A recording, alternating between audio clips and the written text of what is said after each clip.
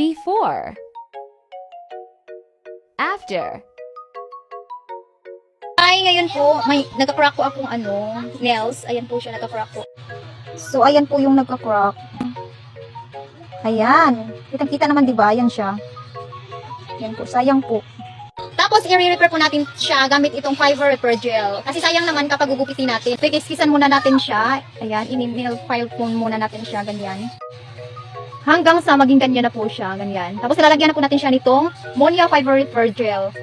Lagyan po natin siya ng first coat. Ganyan. At pagkatapos po niyan, i-nail dryer po natin siya. So, dapat po meron kayo nitong nail dryer. Mura lang po ito. Ilalagay ko po sa yellow basket yung link nito. I-nail dryer po natin siya ng mga ilang minuto po. Ayan. So, dapat po meron kayong ganito ha, kasi hindi siya mag-i-effect, hindi siya didikit, hindi talaga siya matutuyo. Na-try ko na nang wala pa ako nito. Pag medyo tuyo na po siya, ini-nail file na naman po natin. Ayan. Kailangan talaga meron tayong UV light na dry, nail dry. Kasi parang hindi siya gagana. Na-try ko na to eh. Nung wala pa akong nail dryer, hindi siya gumana. Pag ito talaga perfect talaga to. Wala talaga yung crack niya.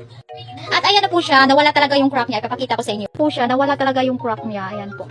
Ayan. At saka po, applyan po natin siya ng second coat. Final coat na po to. Second coat na po to. Lagyan natin.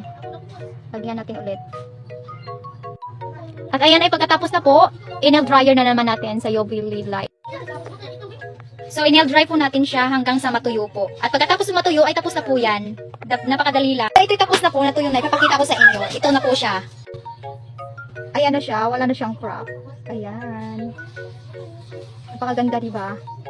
So, sa may mga gusto po nito, itong fiber nail repair at saka itong nail dryer, ilalagay ko po yung link sa baba. Click nyo lang dyan kung gusto nyo hindi maputol yung kuko nyo. Yan lang. Bye-bye!